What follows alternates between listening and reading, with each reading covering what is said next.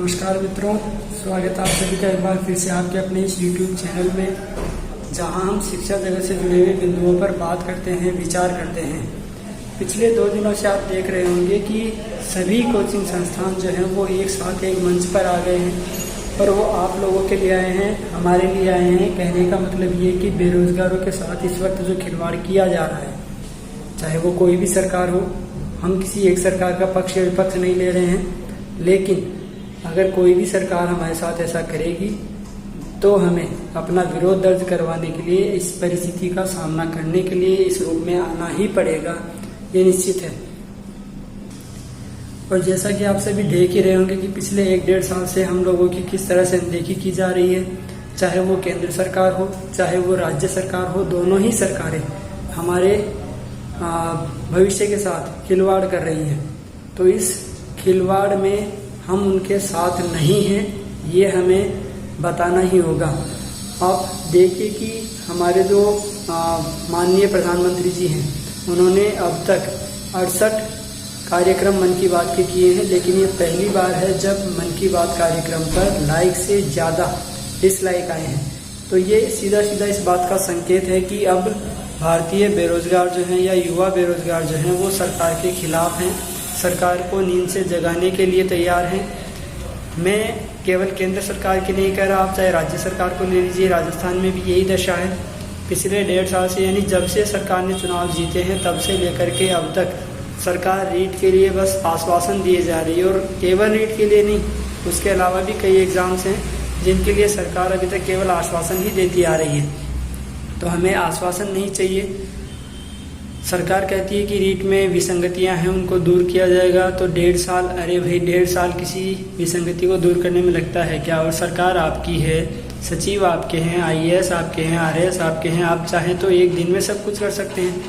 चलिए रिक्वायरमेंट ना सही, लेकिन कम से कम सिलेबस तो जारी करते कि किस तरह से क्या होगा। आपको 1 पेपर करवाना है, 2 पेपर करवाने हैं, आप कभी कुछ कहते हैं, कभी कुछ कहते हैं। अभी तो आप खुद ही निश्चित नहीं है कि आप करना क्या चाहते हैं।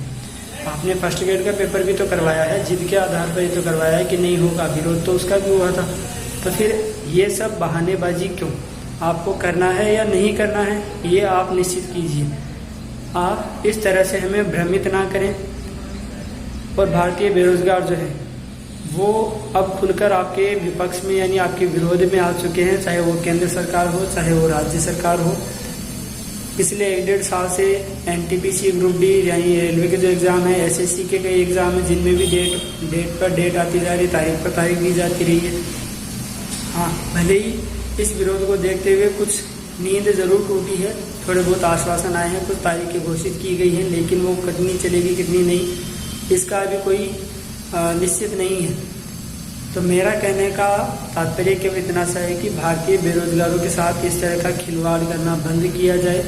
हम लोग कब तक इस तरह से हाथ पर हाथ धरे बैठे रहेंगे? कब तक हम लोग इस तरह से केवल कल्पनाएं करते रहेंगे, केवल उम्मीदों में जीते रहेंगे? क्या हमारी उम्र पूरी नहीं हो रही? कल तक हम जिस एग्ज़ाम की तैयारी कर रहे थे, अगर आने वाले समय में हमें केवल एक ही अवसर मिला, अगर हम जिस एग्ज़ाम का फॉर्म हमने भर रखा है वही एग्ज़ाम दे करके हम नेगलेक्ट हो गए, अगर हम बाहर हो गए, तो फिर हमारे पास आगे अवसर कहाँ है? कहीं नहीं है। कुल मिलाकर के कहने का मतलब ये कि सरकार को अब बेरोजगारों के लिए कुछ ना कुछ करना ही होगा। माननीय जी तो पहले ही कह चुके हैं कि भारत युवाओं का देश है, लेकिन विडंबना है कि उन्होंने युवाओं के लिए किया क्या? शायद कुछ भी नहीं। हाँ, हम मानते हैं कि उन्होंने विकास किया है, देश में बहुत सारे काम ऐसे किए जो पिछले 50-60 सालों में नहीं हुए, लेकिन युवाओं के लिए क्या किया, ये समझ से बाहर है। भले ही आप खुद देख लीजिए, उन्होंने कहा था 2 करोड़ नौकरियां देंगे। 2 करोड़ नौकरियों के बारे में जब उनसे संसद में सवाल पूछे भी गए तो उन्होंने प्राइवेट सेक्टर में बिक्रियाँ, उनकी सेल वगैरह जो है वो गिनवा दी, इतने वाहन बिके, इतने फला जो भी हुआ। लेकिन क्या उससे रोजगार बढ़े? अगर इसी तरह से प्राइवेट रोजगार ही गिनवाने थे तो प्राइवेट रोजगार तो हम पहले भी ले सकते थे और आज भी ले सकते हैं, हम आपके भरोसे नहीं है। रही बात प्राइवेट रोजगारों की, तो प्राइवेट जो रोजगार है, प्राइवेट जो कामकाज हैं, वो भी इस वक्त तो बुरी दशा से गुजर रहे हैं, क्योंकि लॉकडाउन के बाद से स्थितियां बहुत खराब हो चुकी हैं।